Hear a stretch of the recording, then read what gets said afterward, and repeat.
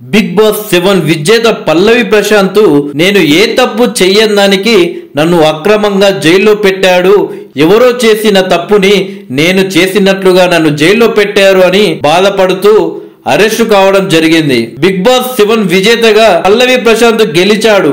కానీ ఆయన కేవలం టైటిల్ మాత్రమే గెలిచాను అని అనుకుంటున్నాడు. కానీ ఎంతో మంది ప్రజల హృదయాలు గెలిచాడు. హౌస్ లో ఎంతో మంది స్నేహితుల హృదయాలను గెలిచాడని చెప్పుకోవచ్చు. చెంచల్గూడ జైల్లో బిగ్ బాస్ 7 టైటిల్ విన్నర్ పల్లవి ప్రశాంత్ ఉన్నారు. ఆయన కోసం ఎవరు వస్తారా, ఇక ప్రశాంత్ని ఎవరు పట్టించుకోరు. కేవలం ఆయన గెలిచిన రోజే ఆయన చుట్టూ ఈగల్లా ఉంటారు. ఆ తర్వాత రోజు నుండి ఎవరు పట్టించుకోరు. జైల్లో ఉన్న ప్రశాంత్ని ఎవరు తీసుకురారు. తప్పకుండా 14 రోజులు జైల్లోనే పల్లవి ప్రశాంత్ ఉండాలి అని అనుకున్నారు. కానీ ఇక్కడే పల్లవి ప్రశాంత్ ఒక రకంగా అదృష్టవంతుడని చెప్పుకోవచ్చు. బిగ్ బాస్ హౌస్ లో తనకు పరిచయమైన మ్యూజిక్ డైరెక్టర్ బోలే గొప్పతనం ఏంటో ఇప్పుడు తెలిసిపోయింది. ప్రశాంత్ను బయటికి తీసుకురావడం కోసం బోలే ఎంతో కష్టపడుతూ ఎంతో ఎమోషనల్ అవుతూ ఒక రకంగా ఏడుస్తూ హైకోర్టు లాయర్ ని తీసుకొని మరి స్టేషన్ చుట్టూ కోర్టు చుట్టూ తిరిగాడు మ్యూజిక్ డైరెక్టర్ బోలే. మొదటగా బిగ్ బాస్ లోకి బోలే వచ్చినప్పుడు రైతు బిడ్డ వెంట ఉంటే తనకు ఓట్లు పడతాయి అని పాట బిడ్డగా బోలే నాటకాలు ఆడుతున్నాడు అంటూ కొంతమంది ట్రోల్ చేశాడు. అప్పుడు ట్రోల్ చేసిన వారి నోర్లు ఇప్పుడు మూయించాడు బోలే అని చెప్పవచ్చు. నిజంగా బోలే అంటే నటన కాదు, బోలే అంటే నిజం అని నిరూపించాడు.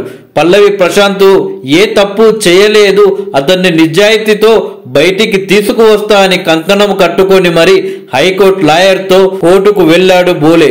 ₹1 తీసుకోకుండా కేవలం ఒక్క లాయరే కాదు, ఏకంగా 50 మంది లాయర్లు పల్లవి ప్రశాంత్ కోసం పల్లవి ప్రశాంత్ ని గెలిపించి నిజాయితీగా బయటికి తీసుకురావడానికి పల్లవి ప్రశాంత్ కోసం పోరాటం చేశారంటేనే అర్థం చేసుకోవచ్చు పల్లవి ప్రశాంత్ పై జనాల్లో ఉన్న ప్రేమ. బిగ్ బాస్ 7 విన్నర్ గా గెలిచిన పల్లవి ప్రశాంత్ అతనికి వచ్చిన 35 లక్షలను అన్ని రైతులకే పంచి పెడతా అని చెప్పాడు. కానీ ఆయన గెలిచిన మరుసటి రోజే పోలీసులు జైల్లో వేయడం జరిగింది. అయితే కేవలం తను ఇంటర్వ్యూ ఇవ్వలేదని ఒకే ఒక కక్షతో కొన్ని యూట్యూబ్ ఛానల్ తనపై పగపడుతూ అతన్ని బ్యాడ్ గా ట్రోల్ చేయడం జరిగింది. పల్లవి ప్రశాంత్ పరారులో ఉన్నాడు అంటూ ప్రచారం చేశాడు. బిగ్ బాస్ లోకి రైతు ఎందుకు వెళ్తాడు, రైతు పొలాల్లో ఉండాలి అని సెటైర్లు వేశారు. సెటైర్లు వేసిన వాళ్ళకి తెలియదు ఏంటంటే జనాలే తనకు ఓటు వేసి గెలిపించారు. బిగ్ బాస్ షో అంటే కేవలం ఆర్టిస్టులు ఉండాలన్న ఒకే ఒక వేదిక కాదు, కేవలం దాదాపు ఎవరికి పరిచయం లేని ఒక 20 మందిని అందులో పెట్టాలి.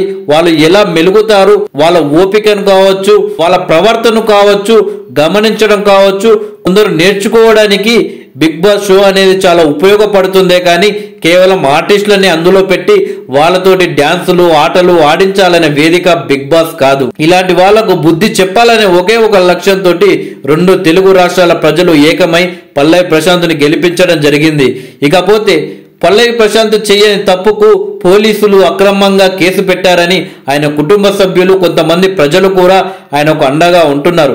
నిజానికి ప్రభుత్వ ఆస్తులు ధ్వంసం చేయడం అనేది చాలా తప్పు, కానీ అది పల్లవి ప్రశాంత్ చేయలేదు.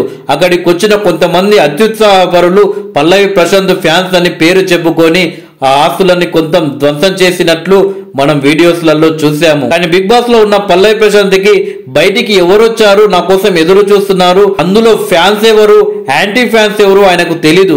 కేవలం గెలిచిన ప్రతి విన్నర్ ని ఏ విధంగా అయితే భారీ ర్యాలీతో తీసుకెళ్తారో అదే విధంగా తీసుకెళ్తారేమో అని అనుకున్నారు. కానీ అప్పటికే అక్కడ ప్రభుత్వ ఆస్తులు అనగా బస్సు అద్దాలు ధ్వంసం చేయడం గాని, కార్ల అద్దాలు ధ్వంసం చేయడం గాని ఇవన్నీ జరిగాయని కూడా పల్లవి ప్రశాంత్ కు తెలియదు. కేవలం ఒక సామాన్యుడు గెలిచాడని నన్ను ర్యాలీ తీసుకొనివ్వట్లేదు, ఎలాంటి పర్మిషన్లు తీసుకోలేదు, ఎలాంటి సెలబ్రిటీలు నాకు అండగా లేదు కాబట్టి నాకు పర్మిషన్ ఇస్తలేరేమో అని అనుకున్నాడు.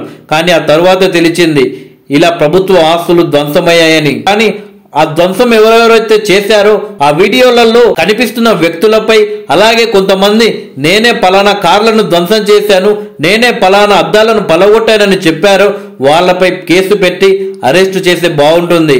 ఇలా ఎలాంటి సంబంధం లేని పల్లవి ప్రశాంత్ ని అరెస్టు చేయడం అనేది కరెక్ట్ కాదనేది ప్రజా అభిప్రాయం. సో ఇప్పటికి 50 మంది లాయర్లు ₹1 తీసుకోకుండా పల్లవి ప్రశాంత్ వైపు పోరాటం చేస్తున్నారంటే నిజంగా ఒక గొప్ప విషయం అని చెప్పొచ్చు. ముఖ్యంగా బిగ్ బాస్ కంటెస్టెంట్లో బోలే మ్యూజిక్ డైరెక్టర్ ఆయన చేస్తున్న పోరాటం కూడా ఒక గొప్పదని చెప్పొచ్చు.